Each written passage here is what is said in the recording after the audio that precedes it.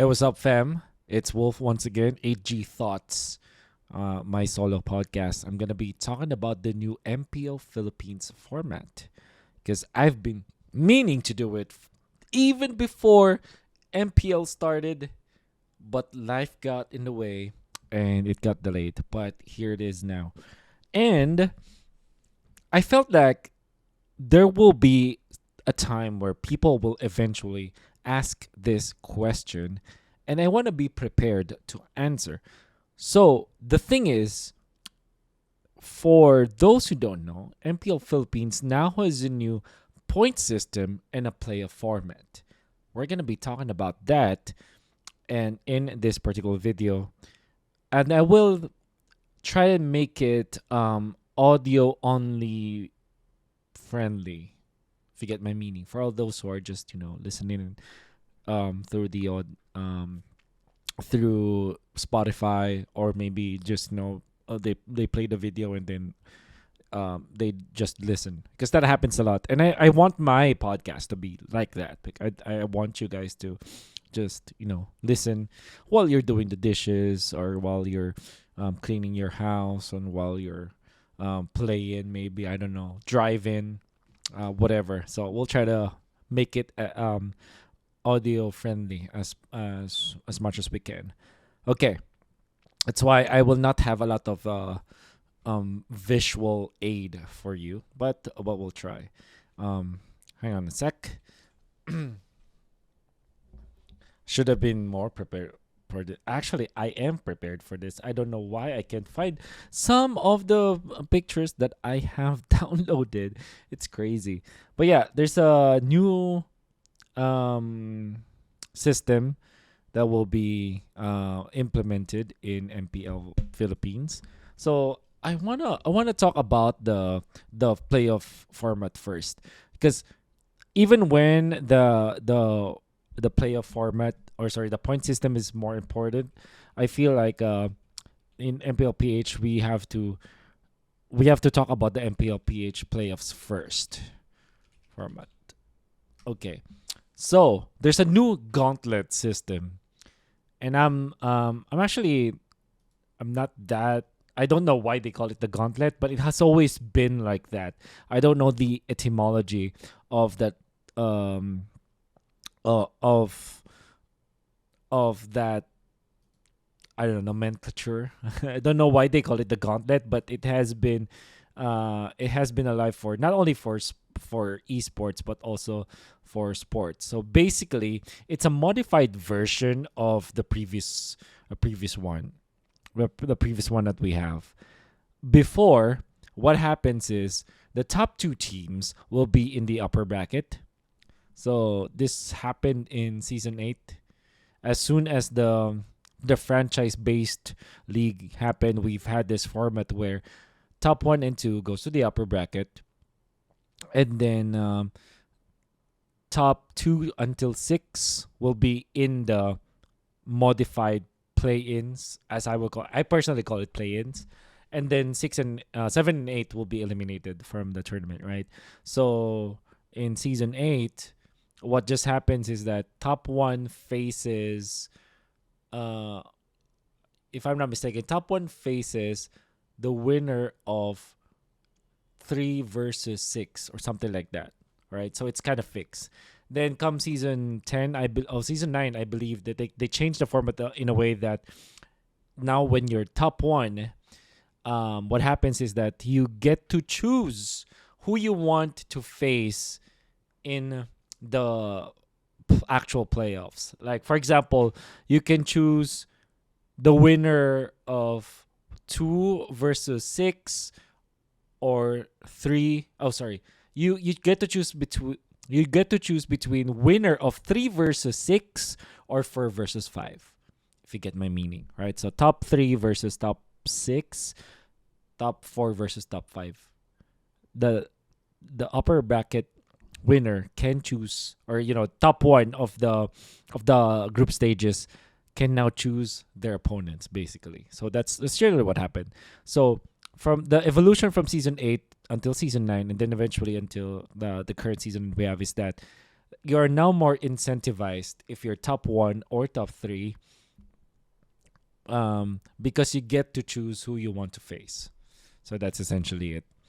Now, why is it a modified play-ins? Why do I call it a modified play-ins? Because what happens is for teams that are top 3 until top 6, they will have to play each other in a best of 5 single elimination first before they go into a double elimination bracket. So it's like if you survive the single elimination, you now have a shot. You now have two lives. You essentially gain 2 lives afterwards. All right. So it's like a single elimination first, survive a single elimination bracket, and now you have a shot at the double elimination bracket. That's why I felt that it was good when it was happening. Honestly, like I have no complaints. But then when I saw this new Gauntlet format, I immediately fell in love with it. And why is that? First off, it means that being top 1 has now even more merits, right? Because no matter what happens, you only play ranks 4, 5, and 6, right? So no matter what happens, you don't get to play rank 2 or rank 3, which means that generally you're put in a spot where you're in a better advantage. It's like being top 1 actually gets more incentivized now. And that's also very true for rank 2 and 3, because now as rank 3, you get in a point where you're always automatically gonna be in a double elimination bracket. So you basically bought 2 lives just by being rank 3. Usually, when a team gets into the playoffs, they're gonna be fine with it. Okay, we're fine already, right? We're in the playoffs. But now you wanna be rank 2 or 3 or even rank 1 in the group stages, and some teams, because they know that they don't have a shot of getting into rank 2 or rank 1 anymore, they don't care. In fact, sometimes they allow themselves to have lower points so that they will have a better matchup in the playoffs. That will never happen now, because it is actually more incentivized for you to get more points and get into rank 3 at least, because you now have 2 lives, right? And this also means that you also want to get as much points. You're more comfortable being rank 4, because the benefit of it is you're going to be waiting for ranks 5 and 6 to battle it out against each other. And then you have, although you only have 1 life as rank 4 of the Gauntlet, of the group stages, I mean, even when you are in a single elimination bracket, essentially, that if you do lose, you don't have a life anymore. You can get into the actual Gauntlet. It's better in a way that you already know what teams in rank 5 and 6 have played before, right? So that's great. And then the best part of this is, as ranks 5 and 6, you although you get into the playoffs, essentially you're technically in the playoffs if you're rank 5 and 6. It's even more of a difficult situation for you, because you play so much games just to get into the actual double elimination part of the playoffs, because you need to win against rank 5 or rank 6, then eventually against rank 4 for you to get in. So it will take 2 best of 5s for teams that are in rank 5 and 6 just to get into the double elimination bracket. So you really get tested a lot. So some teams will think of it this way: I don't want to be rank 5 or 6. At the same time, I'm happy that I'm in the playoffs, but at the same time, I need to go through two series, best of fives in playoff situation, just so I can get into the actual playoff bracket, right? So um, there's that kind of pressure for people or for teams to get as much points so that they will get at least rank 4. And I think that's good. I think that's good. So, for just to sum it up, here's what happens. And for maybe for all of the listeners right now who aren't looking at the video, so the Gauntlet format looks like this. If you are rank 5 or 6, you will be playing against each other in a best of 5 single elimination decider match. If you do survive, you're now in second match. All right. So match 2 is rank 4 versus the winner of rank 5 versus rank 6. Now, this match is another best of 5. And what happens is that if you win, now you're in the actual playoff, the double elimination part of the playoffs. So what does it look like? There is already rank 1 waiting for the winner of match 2. And like I said, match 2 is rank 4 versus either rank 5 or rank 6.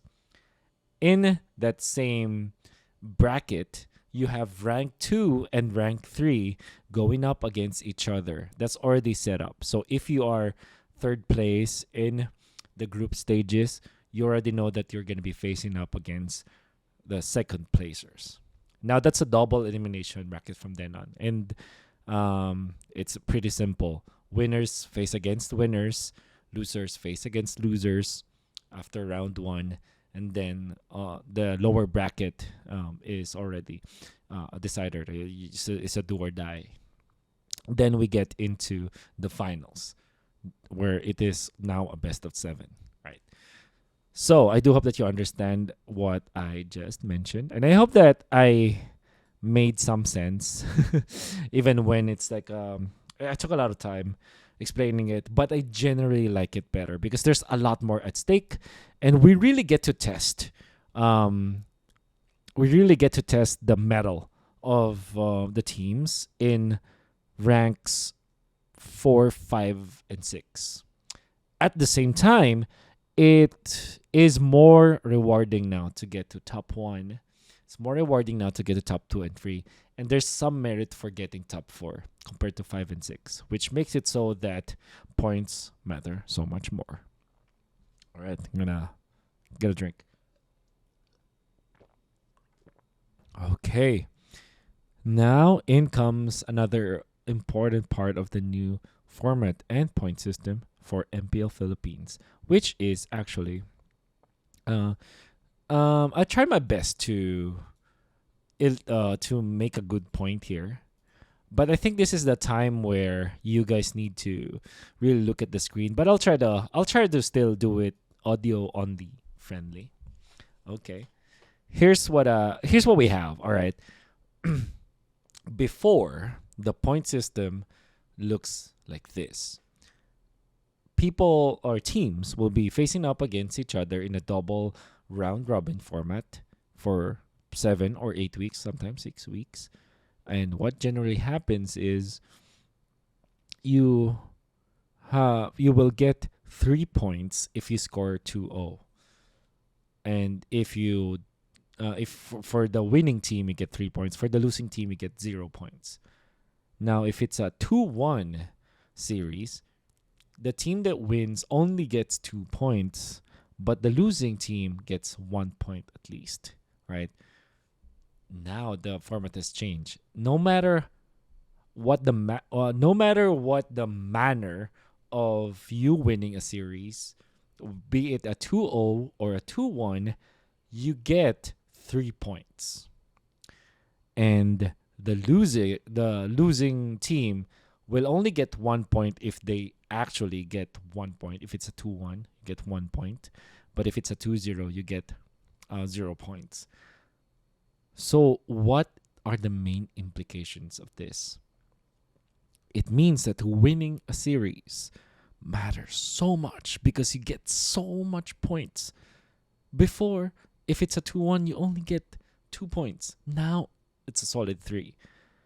Um so this means that teams with a streak, or teams that keep on winning their series, their matches, they get so much separation now from the teams that don't win.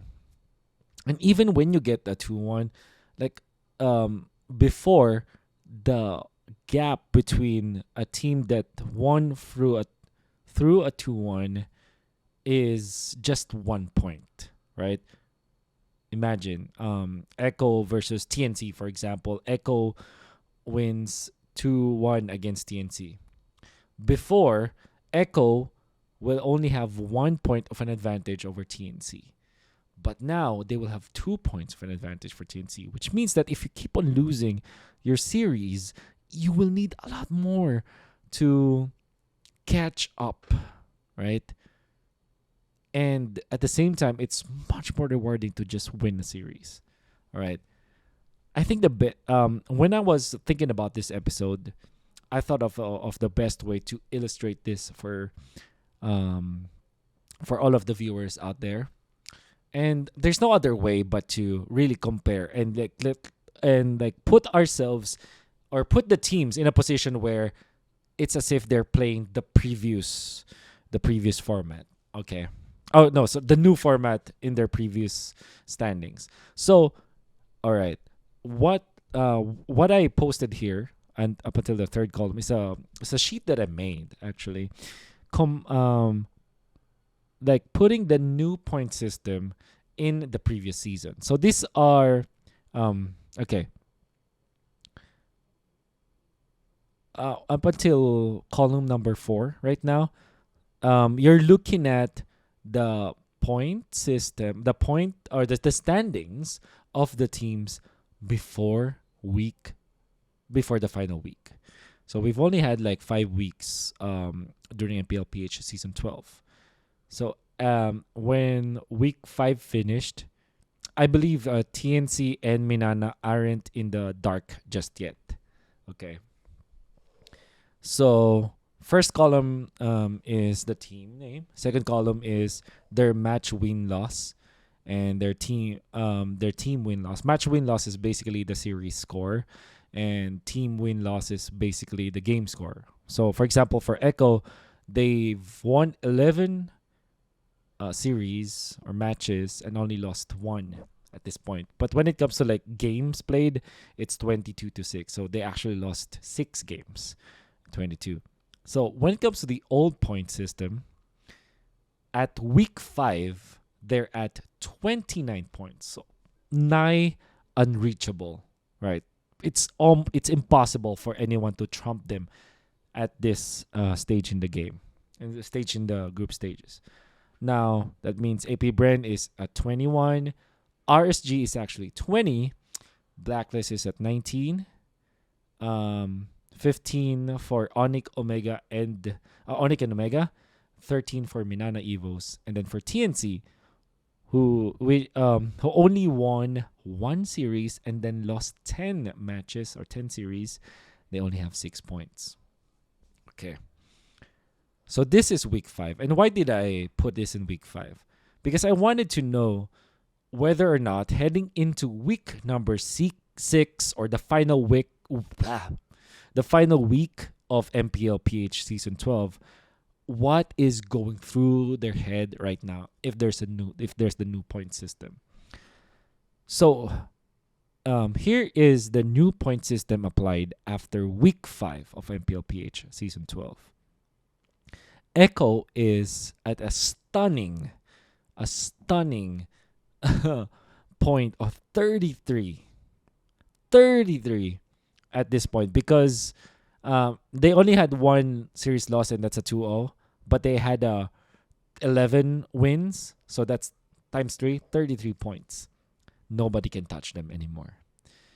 Then if you're looking at APBR, surprisingly only has 21 points.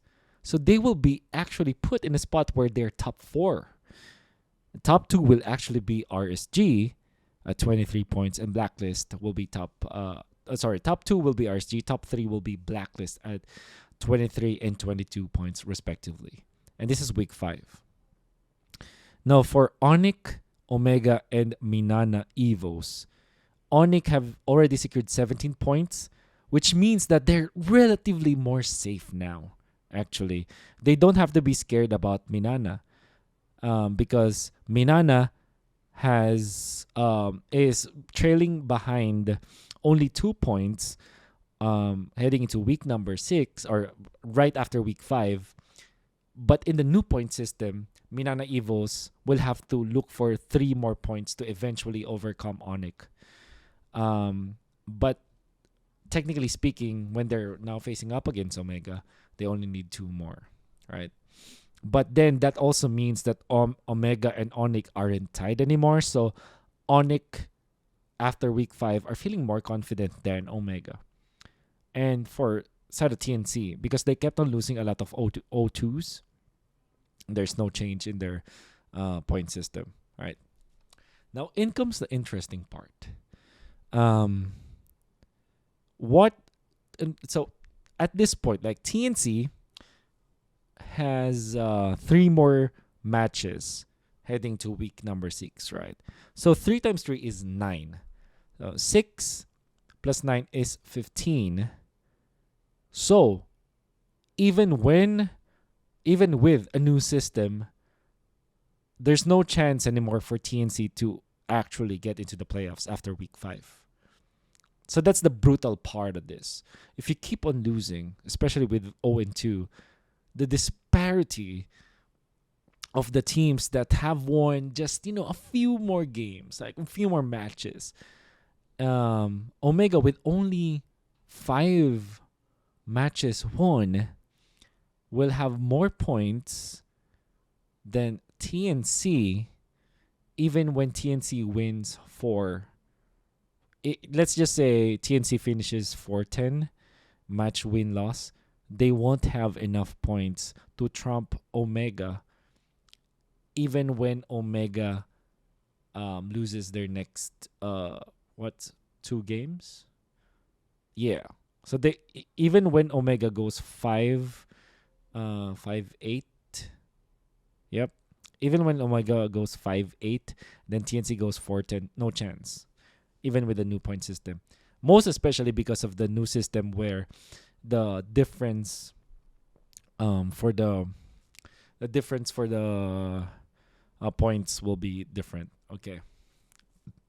Now, let's look at the end of the regular season stats. All right. This looks more interesting. Okay. So, for Echo, after week number 6, they will have 34 points. Actually, let me take a look at the standings. MPL PH season 12. So I have that here. Sorry. So if we're looking at MPL PH season 12, I wasn't able to include this in the sheet. But basically, so Echo is Echo right now with the new point system that we have will have 34 points, but in the previous system they have 30 total points. They're top 1. Now top 2 is APBR with 24 points, but in the new point system that we have, right? With the new point system that we have, their final score will be 25. So they're still practically top 2.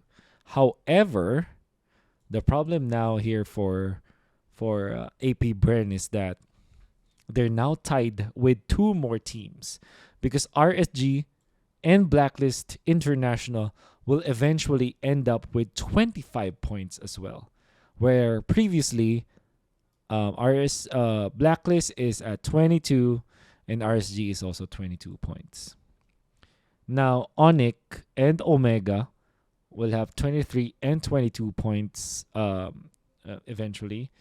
Um, Compared to their previous points with 22 and actually it's 21 and 19. There's a lot of change, right? So 21 points compared to 23. That's 2 points that Onyx Philippines will have more. And then for Omega Esports, it will be 3 more points. Now, if you're looking at Minana and TNC, because of whatever happened to their team, Minana will have only 17 points, but TNC will have 12 points compared to 11. All right. So there's some changes. Now, I looked at the tiebreaker scenario for MPL Philippines, and I'm not sure. Well, one thing that I do know is that we will go to head-to-head first. In the case of a three-way tie, in a case of a three-way tie, you go head-to-head first before you get to decide the next scenarios.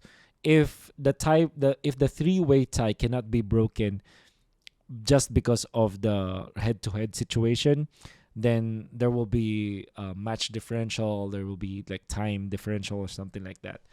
But fortunately, we don't need to go through that. Okay, so initially, AP Bren is top 2, right, in the new point system, in the old point system during MPL PH Season 12. But now, because they're tied with RSG and Blacklist, there will be an interesting change, right? So if you're looking at AP Bren, they actually lost against RSG twice, and it is a 1-4 record, and also twice against Blacklist at 1-4. Now for RSG lost against Blacklist. That's a 2-3, but won against AP Bren. And Blacklist International won against AP Bren and RSG. So if we're just going to be basing it on to head with this new point system, Blacklist would have been top 2. And they eventually are top 2, actually. So that's interesting. And now AP Bren will be top 4. RSG will now be top 3. All right. So that's a very interesting dynamic. Although Onyx and Omega and Echo weren't affected, as well as Minana Evos and TNC, top 2 until top 4 is affected. So if we apply the Gauntlet system from before, it will be immediately Blacklist versus RSG. And I don't know if they actually faced up against each other in the playoffs, but it will be our Blacklist versus RSG. However, all right, so remember, in MPL PH Season 12 playoffs, Blacklist almost lost against Onyx Philippines. Now, they don't even have to worry about that. If we're following the format that we have right now for MPL PH Season 13, Blacklist would have faced RSG in a double elimination bracket where they are safe. And that will be totally different, right? We could have seen Echo versus, or maybe, I don't know, maybe Bren versus RSG immediately in the upper bracket, or Blacklist versus Bren, that will be different. Now, Onyx Philippines will be facing up against Omega. Imagine what could have happened in that, especially because Omega was underperforming in the playoffs of MPL PH Season 12, and Onyx almost defeated Blacklist. So let's just assume Onyx wins that. They will now be facing up against Bren, right? Because Bren is top 4 in this case. So it will be Onyx Philippines or Omega going up against Bren, which I don't know. That puts AP Bren in a spot where they are in a single elimination best of 5 series up against either Onyx Philippines or Omega, where anything could have happened. Imagine if that was the case. That's crazy, right? and then RSG and Blacklist are already safe. That's crazy. That's crazy.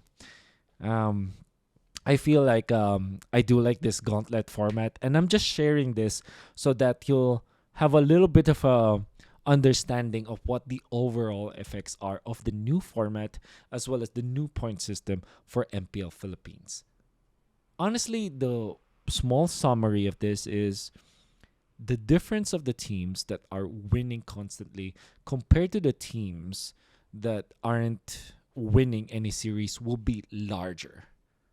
It is more incentivized now for you to win more matches. And it doesn't matter whether or not you win a game or you lose a game just for you to win an entire series. As long as you keep on winning, you will have more.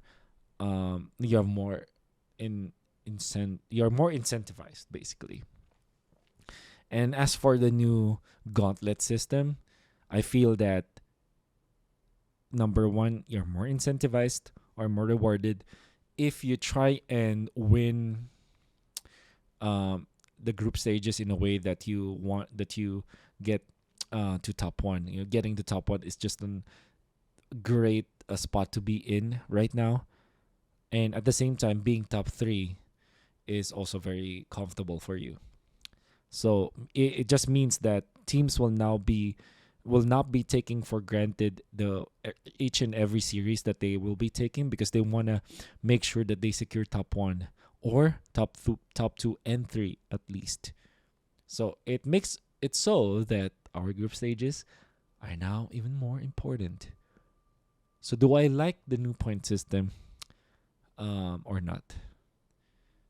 I think I'm still iffy about the point system, but generally I would say I'm 70% more happy than 30% unhappy about the point system. So that's generally happy, right?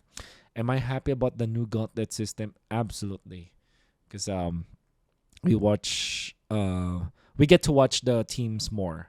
I guess the only I guess the only, even when you look at top four, right? And I was about to say that top four might not be that incentivized, but the fact that they can see rank 5 and 6, their opponents, before they actually meet them, makes it so that top four is also a comfortable spot. Even when it's like you're possibly just gonna be playing one series during the entire playoffs, even as a top four.